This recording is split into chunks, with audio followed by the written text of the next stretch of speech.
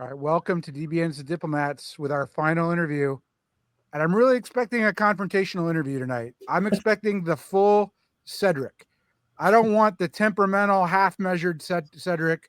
I want the airing of grievances. I want all the opinionating, because somebody has climbed to the top of the diplomacy mountain. Years of effort and struggle to get to this one point, acknowledged as a Hall of Famer and our Season 9 main event champion, Cedric Williams, known as Audacious Hand. How you doing, Cedric? I'm doing great. I might disappoint you with the airing of grievances, because one of the pleasures of winning is to watch the other 6 players at each other's throats, blaming each other. I really don't have that much to complain about. Okay, well, I do. I meant the airing of my grievances. Okay, not the other players. Oh, I see. How does it feel? How does it feel to be a winner, an acknowledged winner of a tournament with what, 100 people in it? I mean, how does it feel?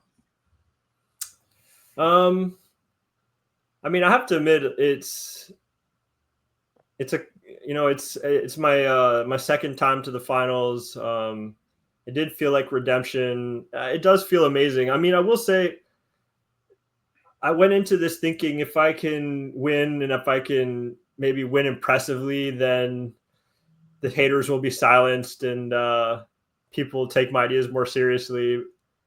And this is actually advice I gave to some of the players in the game, which is that, and is a mistake that I fell prey to, which is that people are really going to criticize you no matter what you do, right? So that motivated me for a time, but I think like the desire really does have to come from within to a certain extent.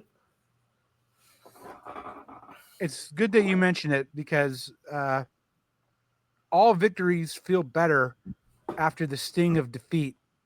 And this is not going to be fully a celebration of Cedric, because I would like to share the ignominious spring 1903 elimination from Nexus Season 3. Cedric, or fall 1903, Cedric playing Austria, losing 3 at the end of 1903.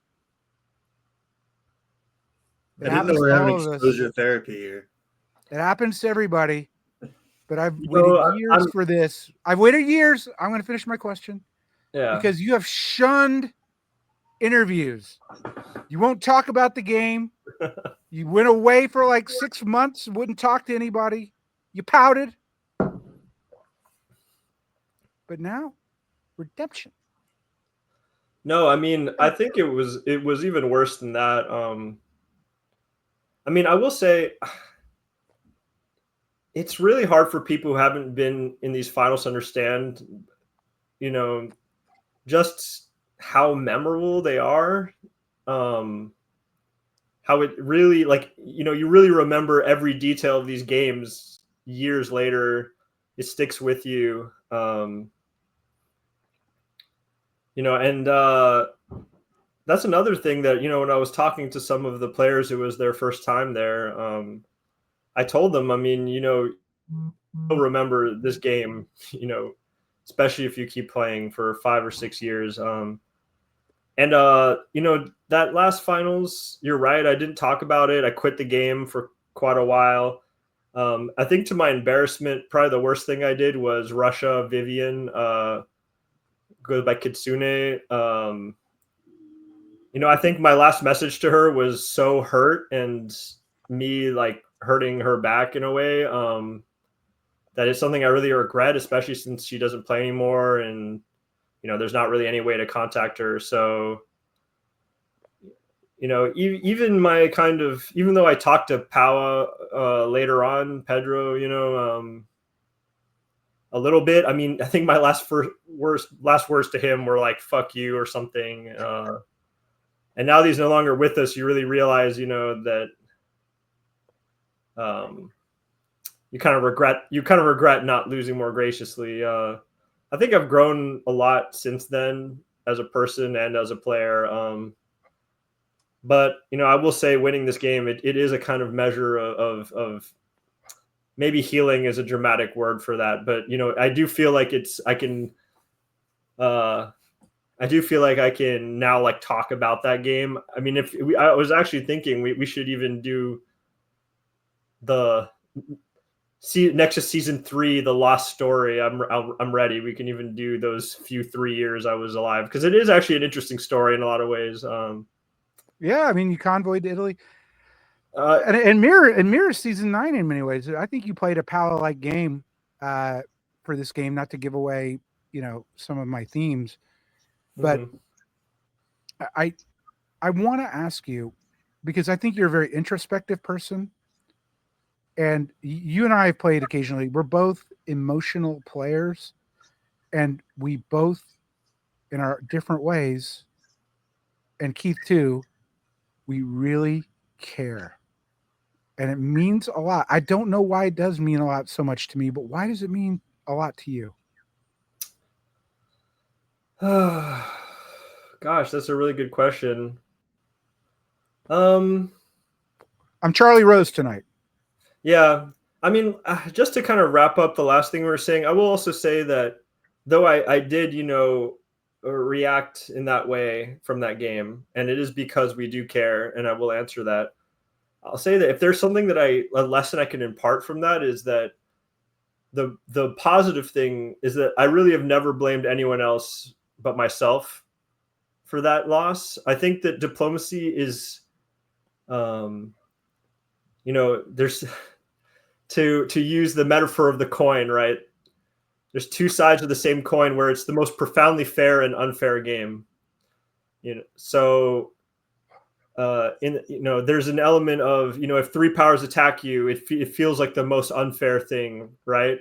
And yet the job is to do the diplomacy to have that not happen. I can point to some structural issues in that game, how the powers were assigned, who I was between, but in the end, and if we ever do the lost chapter episode, we could talk about this. In the end, I think that I grew by really looking at what I did and wrong and what I would do differently. I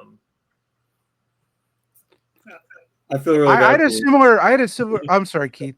So I feel really bad for you. I mean, we've had hard games and we don't finish them because they're so absolutely miserable. And you had a finals with 4 hearts, and then 2 of them were attacking you, and there was nothing you could do about it. That's true. And you had the head of the Italian meta mafia on the other side. So I can understand that you have a nasty game with high stakes. It's not fun. And they kind of put the hearts on hiatus for a little while. It was just that bad. Yeah. I had a conversation with Brandon Fogel years ago, 3 or 4 years ago, after I yet another came close but no cigar at some tournament. And I was complaining about others. And Brandon just said, until you start looking at yourself, you're not going to improve. Like, and I really do think you've gone through the fire of self-introspection. And there are external factors. And because one of the things I hate to admit, one of the things I really love about you is you're an authentic person. There's no politician in Cedric. Maybe on the diplomacy board there is, but when you're here, when you're in a conversation like this, I think we're getting the real you. But sometimes on a diplomacy board, the good, the bad, the emotions, the struggle, and afterwards, it comes out. Where does that come from? I mean, I think that This gets to you asked the question of, where does the emotion come from? Why does the game feel so immersive and intense? And I think this is, you and me feel this. I think a lot of people do. And it's for a few reasons. One is just the simple fact that, this in these long games, you're spending quite a lot of time every single day. I mean, this is an obvious answer, with these people every single day for what, 3 months? Yeah. But it's not only that, is that I think that to be a good player, this is, and you've talked a lot about this, Ed, which is empathy, right? You have to have a degree of empathy. And I don't mean, you could say strategic empathy. You could call it strategic empathy. You could call it phenomenological empathy. What I mean is being able to, talk to people, being able to see it from their perspective, or even experience the board from their perspective. So there is a kind of like deep relationship with you form with people. And so, yeah, like the feelings of betrayal can be real. The feelings of being misunderstood can be real when, at times you're even trying to help someone and they don't believe you, and you can't make them believe you. And, yeah. So, it's really because, it's also, I think, because, and we'll talk about this maybe as we talk about the kind of, character profiles of different people in the game, but skill and diplomacy is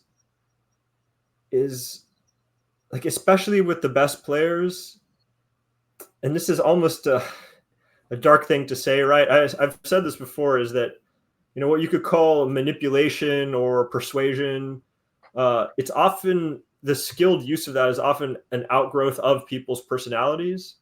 Like, you'll find that people, the strategies they use to get what they want are often the same as what they use to get what they want in their lives, which are like habitual patterns of how they get what they want, which can be adaptive or maladaptive in certain situations. I use it every day as a lawyer. I Yeah. use the skills I've learned in diplomacy as a lawyer to persuade, negotiate, all of that. Yeah. And I absolutely believe that. And also what I mean there is that the skills you learned even as a child to get what you want, right, are going to be the same techniques that you end up using on a diplomacy board in a way. Oh, well, that's true too. It's just that persuasion is a function, is in a lot of ways is an instinctual part of people's personalities, of their habits, of their ways of getting things, So, that's why you'll have like angry players, you'll have pleading players, you'll have players who, more are like victim based, or what have you. What's Keith? Is he a victim? A little bit, yeah. And he cries a lot in extended deadline. That's true. But to be honest, the thing about Keith is that I really don't know, because Keith has never sincerely wanted to be my ally. That's not true. I just didn't trust you and Johnny together. That's not true. That was the closest maybe you've got, but yeah, usually Keith is basically a target Cedric cyborg, but that's fine. You have to give. You can't give Keith the option of wanting to be your ally. The way to make him you have to make him your ally, and then it's a lot easier. Me into it. You have to pretend to be some like innocent young player. In those heart games, I didn't want it to be like me and you teaming up against all the new people. I didn't think that was fair. Well, we can talk about the media. Another game that I was too pissed to ever do my review of, by the way. Maybe I need to go back and do that one too. For those who don't know what we're talking about, that was the Media Wars recent Media Wars game recently. Did you watch my episodes on it? I haven't. For the background on people, Keith representing the Diplomats because Cedric didn't want to do it. Cedric was representing his own media empire, and Keith is Turkey. Cedric was Russia, and Keith swindled Cedric bad. And Keith won. Well, I mean, we were working towards a 17-17 split because it was an exhibition game, and I was like, we're gonna have the greatest propaganda game on earth, and I even bailed him out of a sticky situation, and then he then stabbed me for a measly board top, but it's fine. It's a win. Rule number 1. This is so great. We're getting really off topic though. No, I can go on. Look, I don't care. We're going to give ourselves space. This is our show. Well, it's our show when you want to be on it. You get to be the diva of the Diplomats. Oh, well, look, before I get into the game, what do you think? I know you're not the biggest fan of DBN, but we got intro music. We got a little more classy setup. I know you're probably OG, like the old days when we were on Zoom, but come on, give it. What do you think? I mean, I feel like it don't even talk. You're gonna bitch. I don't want to hear it. I already know it's bad. I don't want the bad news. Okay, I don't want the bad news. I understand. I've got divorced parents, and my dad was too busy to come to the school play. Okay, in class. all I'm saying, you don't want to do that. Give me my few seconds, okay? You who've been on the show during this game, peacocking around about how you only play to win, okay, and la-di-da, you're working for a man, okay? You're working for a man who has an endgame result named after him, the Fogel, which is an 11-1 result where everyone agrees to make a 3-way draw where nobody wins in order to mutually share points for out of game for a greater win. For a greater win. There is a certain irony there. I believe on the Moral Medicist you called it carnivorous behavior, etc. So, good for you. I mean, I do. On the other side, I think you guys have really stayed true to the spirit of the show. And I think you guys can't help but be yourselves. So there's really not a difference. You're mostly just getting more views and have prettier colors on the map. Yeah. Okay. Coming in Nexus Season 9, we're gonna turn to the game here. You did something I honestly did not expect. You're a solo artist. You talk about it all the time. It's beauty in the game. And you're not a meta. I mean, the meta, but you're not a meta player.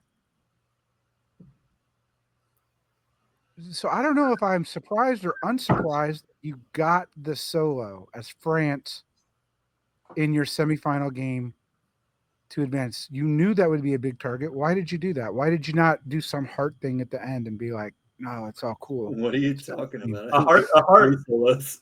I think getting a 19 center solo is the most heart thing you can possibly do. I think I got a 22 center one. For those who are listening who don't know what we're talking about, the Hearts is a server where we kind of coach people and talk about like philosophy of the game and different techniques. But yeah, no, that kind of Hearts cheerleading aside. Well, to be honest, in some ways, I even pushed for a 19 center solo to make sure that I would get the top seed, and that's simply because I think that the top seed, now that there is this Paris method for country selection, is actually very valuable.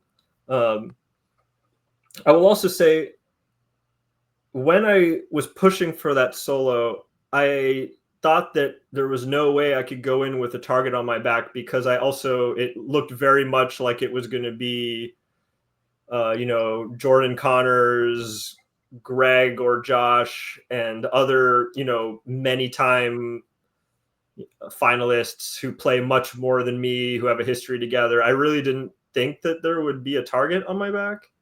Like I said, I really wanted, in some ways, because of that, I especially wanted the first seed, because I wanted to choose where I would be in the board. I would want to be able to control who I would be next to, who would be across the board from me,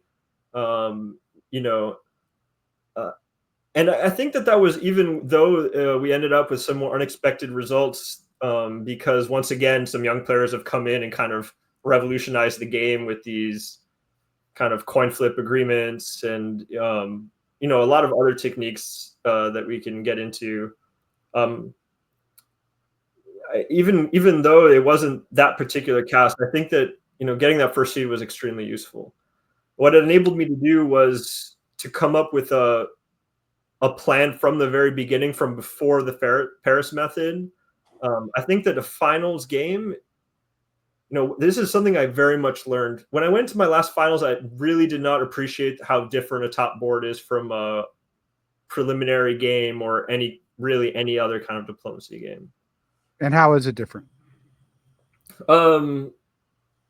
Well, it's first of all, it's a zero-sum game.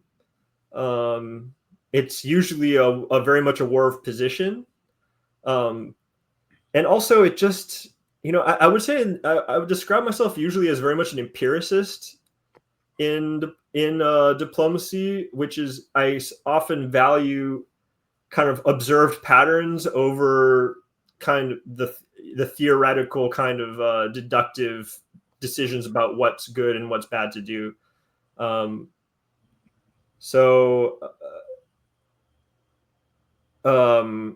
Some things seem to work and some things seem to not in top boards. For instance, Austria, I think, is an underrated power in a preliminary round. Austria is a terrible power in a finals board. Because it's a game of margins, usually the most accessible dots are going to be pressured through most of the game.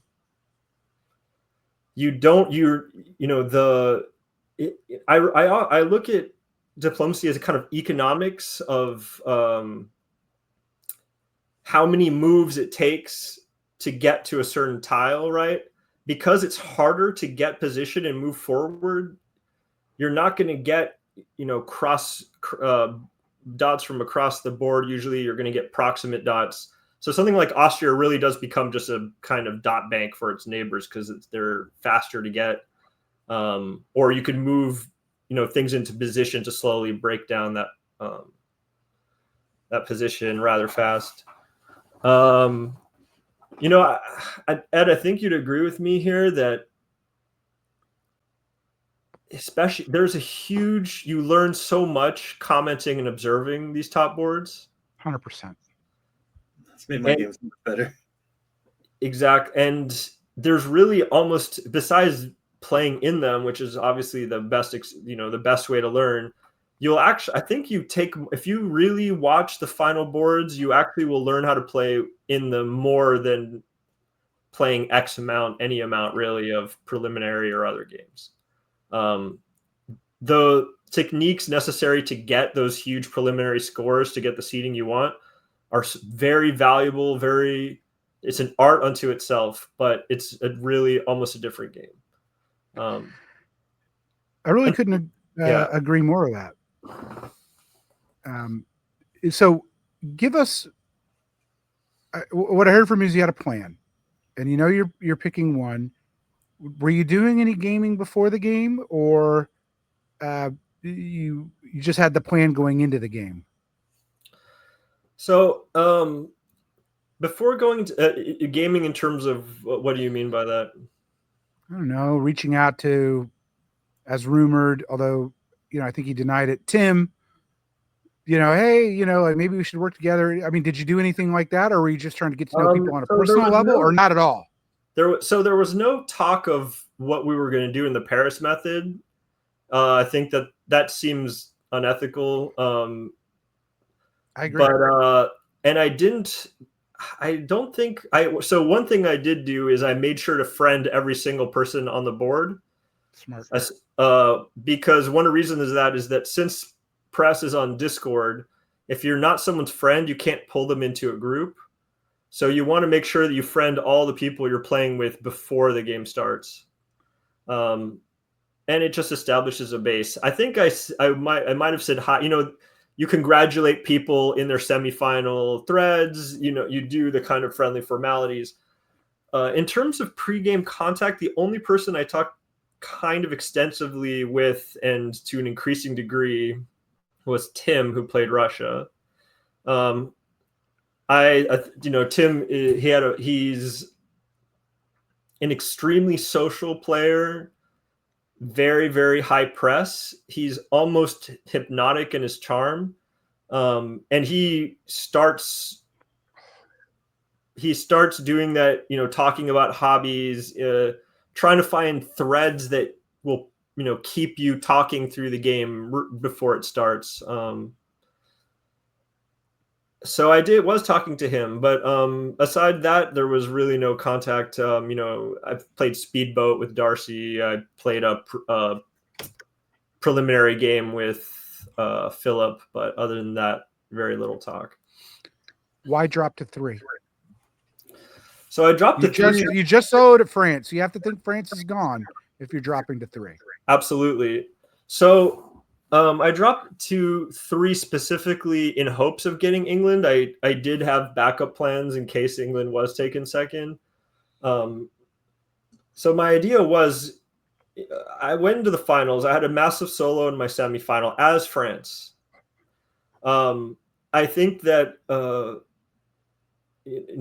one of my priorities was getting a target off of me. If I drop to 3 and someone takes France 1, which these are all good players, France has within the current France has the reputation, deservedly so, for within the current way the game is played, being a slightly overpowered nation to play. And that rhetoric, because both me and Rob had both soloed as France, the kind of history of the tournament had kind of reinforced that. Moreover, if you recall the Olympus finals right before this, where Ewok Greg, who's a legendary player, had almost gotten eliminated down to 2, and then he came back from nothing to threaten the game for both the contenders. At some point, there was even some thought. I don't think he really had a chance to win, but with a few more years, so there was kind of that France. So even from a lower threshold would be a threat. So on top of that, so there was that France. My plan was basically to drop to 3, take England, assassinate France. So I'm sorry, Rob, but that was the plan from the very beginning. It's a tried and true strategy. An EG is a very common outcome on these top boards. Is that because you think it's just too hard to dig out in the end? Absolutely. And I'll also say that I really went in with a kind of lot of theory. I've got, there's times where I wanted to kill you guys because you know me so well that you would, I think I might have been 0-1 on the show before. You guys said something like, "Oh, we've heard Cedric talk about how he plays England so many times. He loves to build a ton of fleets. He says defend the tiles around his." That was honestly my next question. You go back to listen to season 4 where you talked about how to play England. Yeah. You gave the blueprint for how England should be played according to you. So it's funny to hear people. Well, we can talk. We can talk about the complaints about the broadcast maybe as the game goes on. It was funny to me that Rob. I'm sorry. Rob was saying it was funny to me that Rob was saying that I was helping you, and I felt like I was tanking you by telling everyone exactly how you play. No, you got even at some point, I really almost had a heart attack because I'm trying to secretly slip into a solo position, and you straight up say, "I think he's trying to solo." Thank God Ed said, "I don't think so," right away, dismissively. So, but yeah, like it's a little disconcerting to people who know you so well commentating, but yeah, I did go in this with that same theory, a kind of theory on how to play England. The 2 other points of inspiration for picking England were actually Coke Animals, Andrew, who's actually in my New York City Diplomats club. So we've played a few times face to face now. Season 8 winner, I believe. That's right. And yeah, the previous winner, his win is England. And also Jordan's win is France in the Olympus season 2 final. Why is that? Because it seems that, well, let's talk about Coke animals, and actually to some extent even your English near win in season 2. England seems to benefit from an inefficient EG. So I actually, there's a kind of inflection point in the EGs that you see very often on these boards, which is Germany outpaces England, and then England needs to rely on Germany for that push to, where they'll get like 2 or 3 centers, and then they'll go over the top and have a chance. And inevitably, when the players are very good, Germany stabs England kind of mid to late game and holds England off and wins. That's happened more than once. That just happened. That's happened more than once. Kudasov did it to Tanjian. Right. We had it last year with Josh Ostrowski losing to Leonardo. It happens. The other thing, now you would think the Jordan win inspired me, even though he played France, because it was interesting to me to see a very slow, inefficient attack from France win just by getting a marginal position and just moving it remorselessly forward, right? At one point, Riaz in that game had 2 armies on the island, but there was Jordan never gave up. He kept grinding away, and he got just enough to win. And that, it really relates to another thought I've often had, is that sometimes a slow war is just an excuse to do something and not to have to do other things, right? You can say, I can't help because I'm fighting France. If fighting France takes a very long time, you can say for almost the entire game, I can't help because I'm fighting France. And I've seen this play out in these top boards, in both kind of high-level games for me and ones I've observed. So from the very beginning, I had this kind of idea that a slower attack on France would be my strategy here, and that it would let me get the upper hand on the EG if I actually controlled the pace so that Germany wouldn't outpace, get ahead of me. So, you're England, Darcy's Germany, Rob's France. Give us your view of, let's say, Darcy. You want to work with him. This is the plan at the Paris method or even before. But we hear Darcy's not very communicative on press to others. Was he with you? Did you crack his code, or did you just learn how to deal with it?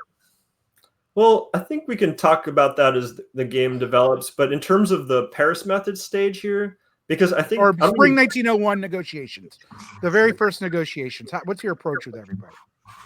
Sure. Do you think we can put up the moves so that I can jog my memory? No, we gotta remember. I'm sorry. Sometimes seeing what happened helps me remember. Okay, so remember that? There we go. Yep. So wow, a lot happened. So first of all, going into spring 1901 negotiations, I will say Richard picking Austria high, it did complicate my plans. I had almost assumed that that Austria and Turkey would go last. I thought that Timothy and Darcy would be AI. My appraisal was that they would be the most likely to work together, because Darcy is actually, interestingly enough, Darcy in face-to-face, virtual face-to-face is very talkative. And actually in public channels, he's very talkative. Like if you go into the DBN Survivor Watcher fan group, he's talking all the time. So I actually thought that he would be rather social. Tim also seemed very social. They're around the same age. At the time, Tim was in Taiwan. They're similar time zones. I thought, okay, AI will be strong. I will be England. The board will tilt at them, and then I will benefit from their strength. Nikita, as you mentioned, even though he came with both the last seed Turkey, and he had betrayed a coin flip, and Riaz had done everything he could to spread shame and infamy upon his name throughout the channels, right? I believe he used the Game of Thrones shame meme, right? Where the queen is being paraded through the streets and, pelted with objects by the peasants, forgetting that in Game of Thrones, the queen comes back with a chip on her shoulder, even more evil and ruthless than before. But I digress. So I thought the board would be kind of tilted at Turkey, and I was thinking a kind of AI versus RT deadlock there would work well for me. And then hopefully I can get the Western Triangle to work. Now that whole idea exploded when Richard took Austria really high. So I ended up with Darcy and Tim in Germany and Russia. Also, it's funny because, the best laid plans can often be so wrong, because I couldn't have been more wrong about Darcy, right? Darcy was not very social on the board. He did not talk much. It was, him and Tim were like night and day throughout this game. I realized very quickly that there was almost no chance of them working together for personality reasons. Tim is someone who is he is an anxious player. He's an extremely charming player. He's a very talkative player. When he started these pregame chats with me, and this is how it often is entering with this kind of player. It's you enter into dialogue with them, that there's an element of danger there. That the more you talk to them, the harder it will be to act rationally around them. And as we'll go on, we'll see that this was actually true of me too. At the same time, if you engage with them, they will trust you to some extent, right? It's often, you could say, players that are high or that like to really control everything on the board are often like this. They really talk a lot. They need the reassurance of you talking back a lot. That's me. And Darcy was never going to give this to Tim, right? Darcy, in 1901, he was a bit more talkative, but very laconic. But I will say that this really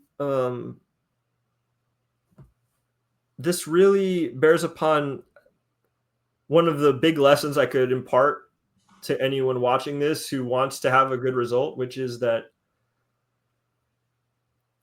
if you at really the top level, if you want to get the best result, the way you communicate can't be what you want. Okay, diplomacy is almost a service industry. You need to find out what other people want and give it to them. And this isn't just dots in the game. What is a fun game to them? What are they playing for? And this means both like game objectives. I want the best score possible. I only want to win. That's something that comes in later. But what is fun? What I like? I think one of the most useful things that I found out about Darcy very early on, and I will say, so Uncle Greg showed up right after I won. He sent me a private message saying, "You should give me partial credit for your win." It's like when you win the lottery and your long lost relative just shows up and. No, I don't know about that. Don't worry. And he meant for because he says that he organized the anti-Josh feeling of the board that ended up with Darcy being here. Sorry, I don't know. I'm not sure. But, one of the first things Darcy told me is he said that he had been so stressed out by Ewok's press and that he couldn't, bear playing another game where he had to deal with someone like that. And I think that one of the best things I did is I said I promised him a chill game and that I would never, kind of bear down on him and bombard him with press or try to convince him too hard of anything. And I think that promise went a long way. So basically by saying I won't be Ewok, I think I made a lot of gains with him there. When me and Greg played, it was like the irresistible force and the immovable. I mean, he sends me, I'm going to send it back. He's mean, I'm mean. I'm mean, he's back mean. Yeah, like it's like mirror objects of just massive amounts of yeah. press. So, with both of them, with Tim, I talked just as much, and I will say, actually, in some ways, our relationship early in the game worked better when he was in Taiwan because I didn't get so exhausted kind of with having to be on a more similar schedule. It was actually really nice because I would talk to Darcy in the mornings and Tim in the evenings. I will also say, I think I understand how Tim and Jordan got along so well. Now I'm understanding it. They like to talk a lot. Yeah, I mean, I like to talk a lot too. I mean, I really that was an interesting relationship. I think that Jordan would have been a little bit less exultant with Tim had Tim ever had a chance, because there's nothing like Jordan likes better than a friendly two center power, Yeah, exactly. But all right, was on loan. Yeah. I will say also, I mean, he proposed. So we can talk about how like Tim's diplomacy tilted me a little bit later on, but it was interesting. Well, let's look at the moves at least, right? Yeah. Which is the fleet to Holland is the only thing that is striking me as a potential thorn in the side of an EG. It ends up being great for you, but did you know this was coming, and how did you handle it if you didn't?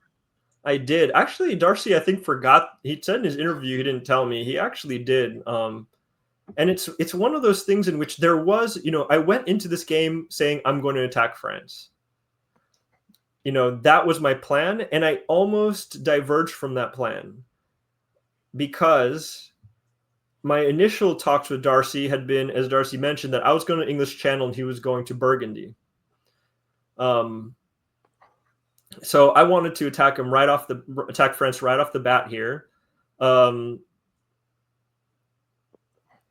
And also, Darcy was an interesting player because though he isn't too talkative in text, he did really lay out his plan in the interview with you prior to the game. He basically said he was going to let Russia into Sweden, and he very slightly heavy-handedly said, I want France and England to fight over Belgium, which was music to my ears because I find that the kind of almost mythic nature that Belgium has achieved as something like a hot potato that you should never take to be. I take it all the time. I take it all the time, especially as England. Everybody gives it to me. And yeah, and I think it's just one of these received pieces of wisdom that you can use, sort of like people telling you, oh, well, it's Mr. Hood. Mr. Hood says that an 11 center Russia is really like a 9 center or 8 center Germany. And then next thing you know, Russia solos in 07, right? There's these kind of pieces, these aphorisms and received wisdom that can be used to throw people off the scent. So I was thrilled. I was thrilled. I was probably going to get Belgium. And what Darcy did is that, so we had this plan to get Burgundy, and then I kind of touched base with him maybe 12 or so hours before adjudication. And he says, oh, France is putting a lot of pressure on me. I'm going to Holland and then I'm going to bed. So we're not going to talk about it. I'm going to be asleep at adjudication. Right. And it put me in and I think the way I responded is, it kind of jolted me. I was definitely not happy with this. I really don't like people changing moves at the last minute or not at the last minute and then saying I'm asleep now and can't change my mind. I talk about it. It sounds like my ex-wife.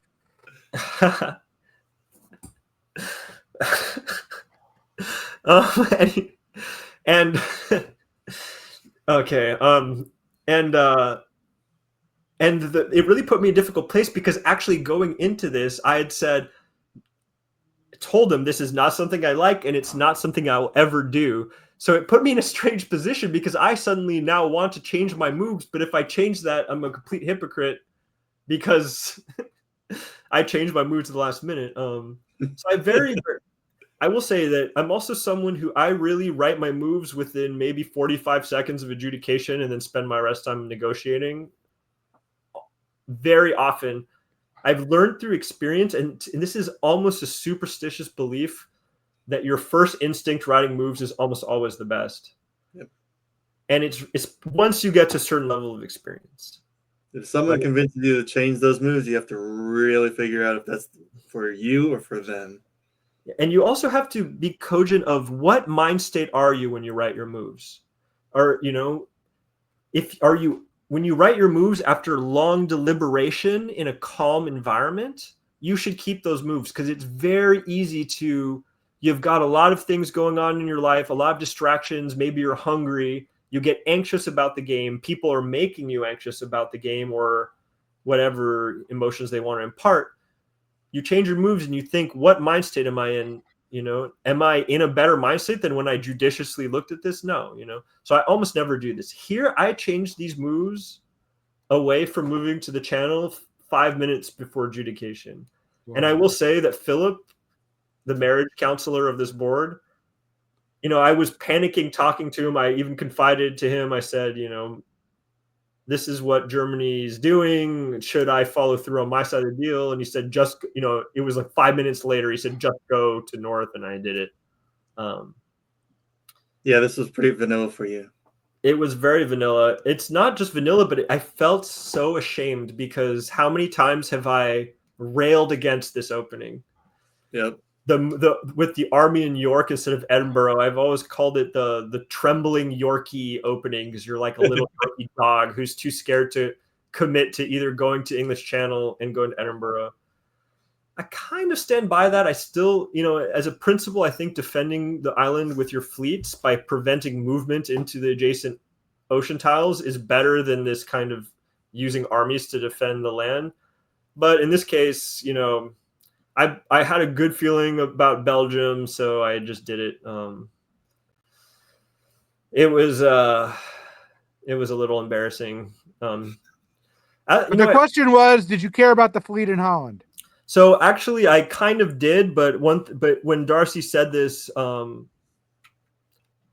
had mixed feelings about it. On one hand, I think my exact words to her is, "This is usually perceived as anti-English." But I said this to Darcy, and it is usually perceived anti-English. In fact, it is anti-English. But I said it's usually perceived as that, but I want you to do what is best for you. What you perceive is best for you. And because I did not want to be Ewok, okay? I don't want to beg and send him 500, 800, 10,000 words about why he shouldn't. I wanted him to have a chill game to do what he felt comfortable doing. And, I also thought to myself, well, it's kind of bad, but it's also such a terrible opening that it'll get him stuck, that if we do manage to move against France, it will be a slow progression that I will have the advantage in perpetuity. So yeah, I was pretty chill about it. Your read of the East in general, just in the beginning, did you think there'd be an AI? Did you have a general idea of what was shaking out there through your spy, Tim? My spy. To be honest, funny thing about Tim is we did go in, he talked about this quite a lot, that we went in with this info sharing agreement and no leaking. I got very little info from Tim about the South at any point in this game. I, in fact, gave him Germany's moves almost every turn of the game, and he was actually too paranoid to act on it most of the time. I never really got much information about the South. Also, he leaked plenty. So I think that this is, I'm not sure about Tim's info sharing, super friendly style. But, he's really fun to work with. He's not, and he does have restraint. So I'm not trashing him as an ally either. But I will say I was very, very unpleasantly surprised by everything that happened in the East almost the entire game. They managed to surprise me so many times. I had no idea Venice was going to Tyrolia. I certainly had no idea, as I found out in the interviews, that in fact Tim had the same pre-game love affair with someone else, which was Italy. I had never once guessed that Tyrolia was to attack Vienna. I was taken by surprise by this opening, as I would be by many other openings going forward. Now, meanwhile, Rob said in his interview he's lobbying you really hard, and you haven't moved against him, and so he wants to get you into Belgium. So you're pitching this EF, and you were confident you were going to get Belgium, I guess. Actually, I really tried to get the Belgium support from both of them because I wasn't, or follow the one. Yeah, because I wasn't fully confident, to be frank. Yeah, I guess we should look at fall. So, I mean, so thing about Darcy is that so first of all, my plan going in, was to work with Germany, Darcy against France. Darcy changing the moves at the last minute and not going to Burgundy really shook my belief in Darcy. I did go into the game wanting to work with him. I had circled him. I did and still do think that Darcy is an alliance player, a reliable ally with a proven record of being so. He does very much favor traditional alliances. I will say he has some kind of, tilts, but like I've played plenty of, Speedboat. It can be a good kind of Rorschach test. I'm not pronouncing that right. Rorschach. You guys know what I'm talking about. There you go. Test for how people play. But this shook me, right? I mean, just going from I'm moving to Burgundy to I'm putting a fleet in Holland and going to sleep. Rob, on the other hand, he was a bit of he was a little more difficult to deal with, loquacious, a little bit, but also responsive. So he was, and so I really was considering now working with France. But in my mind, if I worked with France, I would have to have some very clear talks about how the future would be, because again, in a game of margins and position, France's growth is going to be through England almost always. So, but I was thinking maybe we're having good talks and we could work through that. So, I mean, I asked them both for support. I asked support from Rob because I genuinely was worried that, he's put 2 on Belgium. I mean, the Fleet Holland is often to support to Belgium. I would disagree with you there. I think in a game of margins, England's win is through Germany. I think a solo is through France, but I don't think it's necessary. I don't think I agree with that because I'm in some ways I can be somewhat subtle, but I have some very simple ways of looking at the game. How many ports, as in dots where you can build fleets, is England adjacent to? England adjacent to, and how many moves away are those ports, right? Brest is 2 moves away from London. And you're talking Munich and Paris. Everything else really is a sea towel. Yeah. So, and Germany, it takes 3 moves to move towards your home centers. Okay. So, and not only that, but the back door, as some people like to kind of somewhat disturbingly call it, between the MAO NAO corridor with the convoy into Clyde it's so common. It somehow always happens and always surprises people. So my plan going in was really to not give France an inch, but here with the move to Holland, I was seriously considering working with Rob, especially with when I saw these supports. I do wonder. I mean, I wonder if Italy kind of bailed me out with this move to Tyrolia in some ways. Yeah, a little bit. Go ahead. Do you consider taking Denmark instead of Belgium here? Given Darcy, I did sort of. I mean, like again, that would be a bit. That would be much more useful for you. So I thought about it. Darcy told me he was covering Denmark, and that he was going back to Munich. So, I found it. I really, in general, I don't like to. Some people really try to press people for every inch, for every move they do and negotiate everything. I'm really not like that. I try to take what people want to do and sell myself as someone who will allow you to do what you want to do. Ironic, Cedric, because it's my next question. Because as we get to the winter builds, you're demanding armies by Darcy. You're demanding Rob builds in a particular way, and people are talking about how demanding you are on winter builds. I think True you're or false projecting in light that a of your little statement?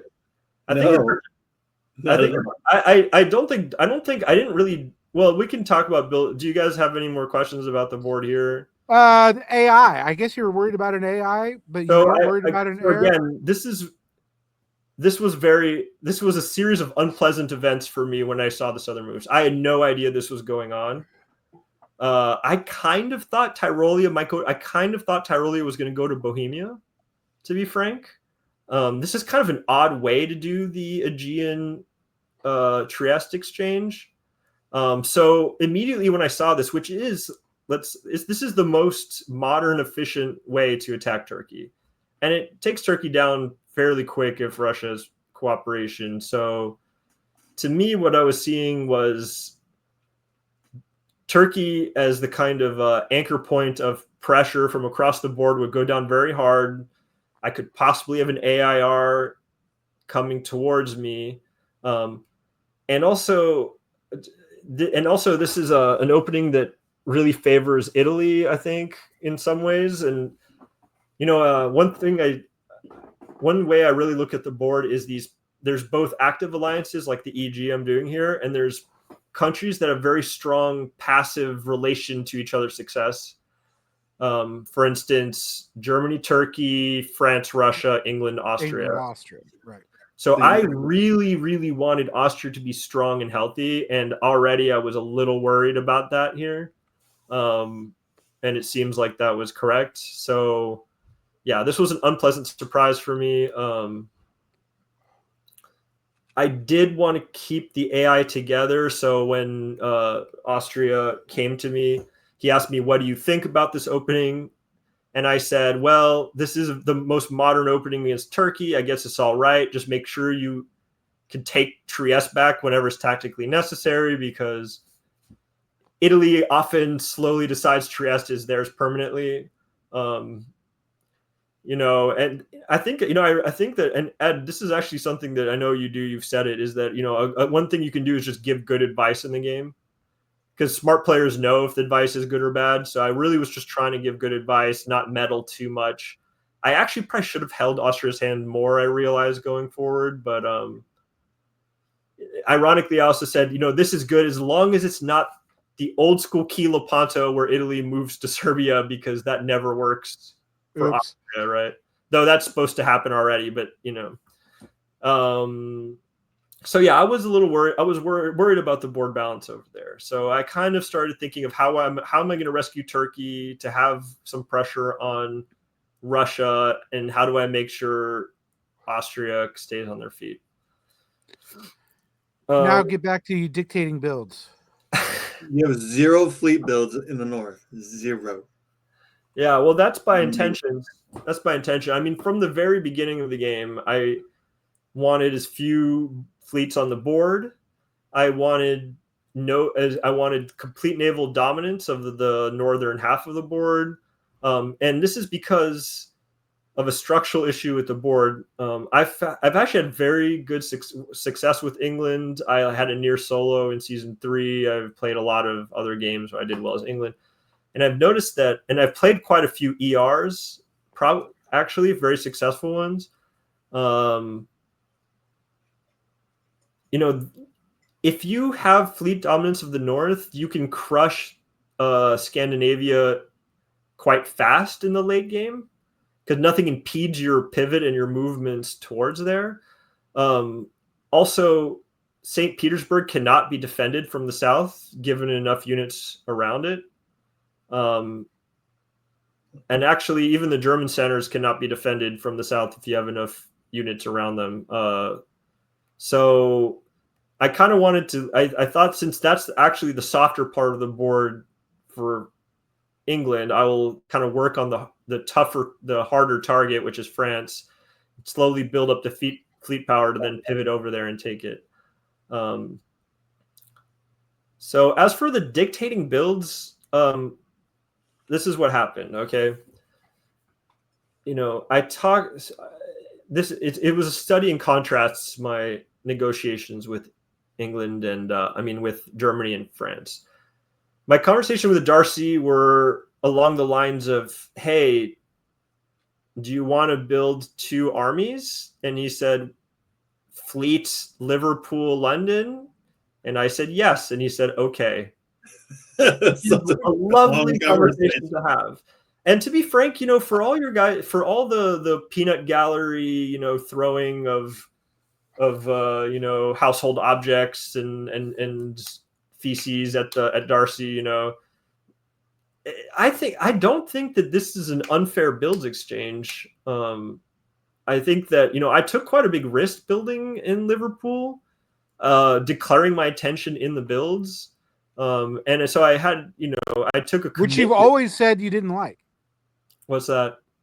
You've always said you don't like winter stabs. In fact, I think you coined the term winter stab. Have I said I didn't? I must have said a lot of different things, because I remember Josh quoting me as I said that not stabbing in winter is overrated, or basically saying that you should. I actually disagree with what you're saying, because I will say one thing that I think you'll find that we linger upon builds and retreats more almost than most players, because I do think that especially retreats are kind of a neglected part of the game. Especially like we said, in a game of margins, they can be extremely valuable. So for instance, this might seem like a tiny gain to build the fleet in Liverpool instead of Edinburgh, and I'm telegraphing the stab, as people would say. But I'm also saving a year of movement. Yeah, I'm saving a year of movement in a game against top players where there's only 20 moves besides retreats total. And we'll get into retreats later, but those are even more underappreciated, because you not only get a free extra move, but you also get to move after you see the board resolve. So retreats are really much more valuable than I think many realize. So yeah, I built this. I also, so we were saying the study in contrasts. I was talking to Rob, and like I said, I was actually kind of open about working with him because of Darcy's shenanigans at the last minute here. But I get it, I start talking, like I said, I'm willing to work with France, but I have to have a lot of security here. I don't want to end up like Riaz in Olympus Season 2. Just a slow grinding loss to France. So I start talking about how, well, we are going to end up talking about MAO, NAO, English Channel being empty or moving towards that reality at some point. I'm worried about the back door.